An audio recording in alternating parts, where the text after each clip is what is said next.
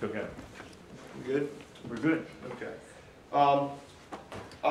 Growing up, I'm an Eagle Scout, so I did a lot of outdoor activities, and one of my favorite was overnight backpacking trips in the wilderness. My visual prop is going to be my normal day pack to contrast what you actually need for an overnight camping trip.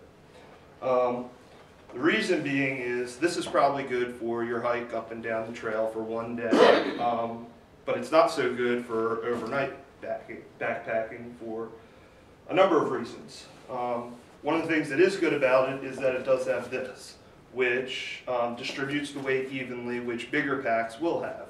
But for something that's going to be a week-long thing, you're going to want something that has a little bit sturdier frame, better arm straps, and most certainly a hip belt. So the next thing, after I talk about the pack a little bit, I want to talk about what other stuff you need. The reason, again, why this is not going to work for you for like a week is because it simply doesn't have enough room. You need to be able to have, let's see, a tent, sleeping gear. If you don't have a tent, then at least some type of shelter. Everything from water purification, dishes, if you're going to be boiling water, and clothes, of course, stuff to keep you warm. And all that for a week long is just not going to fit in there. So the other thing that I want to touch about is, well, it brings me to my next gear item, is cotton versus synthetic. What we would wear regularly is not what you would want to be wearing out in the wilderness, because cotton or jeans or anything like that holds moisture, keeps you not warm at all even when it's wet, whereas opposed to like fleece, synthetic, those types of materials will keep you completely dry and, well, not completely dry, I'm sorry, completely warm still even if they're wet. The most important piece of equipment that you will take when you are backpacking is your shoes, your boots. If your feet are unhappy, you will be very unhappy. So when you search for your boots when you're doing a wilderness backpacking trip, you want something that is first and foremost comfortable, and second, waterproof. They make this wonderful stuff that's called Gore-Tex, and it's in just about any shoe that's worthwhile now for outdoor activities. It's 100% breathable, 100% waterproof, and 100% windproof. So it doesn't get much better than that. The problem is that it's a bit pricey.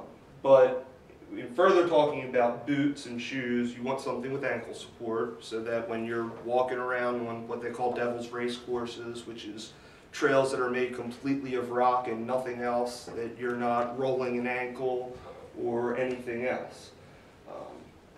In terms of food, you want stuff that's easy, that's lightweight. A lot of dehydrated foods they sell for things like this. You just basically, you boil water, you dump it into the dehydrated food packets, and voila, you have spaghetti and meatballs.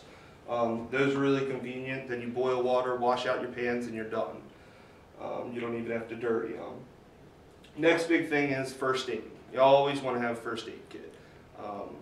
And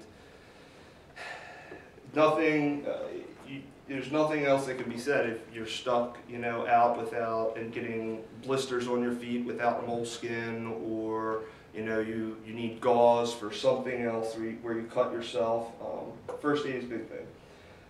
Finally, the last thing that I would probably say is that your number one most useful tool is probably your pocket knife.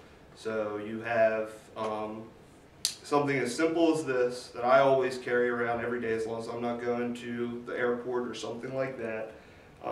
Could be a lifesaver. You use it to make your food, you can use it to get a splinter out, you can use it to do first aid. So again, these are one of the other mandatory items that you would take in order to survive one of those, a wilderness backpacking trip. About it. Thank you. Yep. Thank you very much. Nice work. Eric?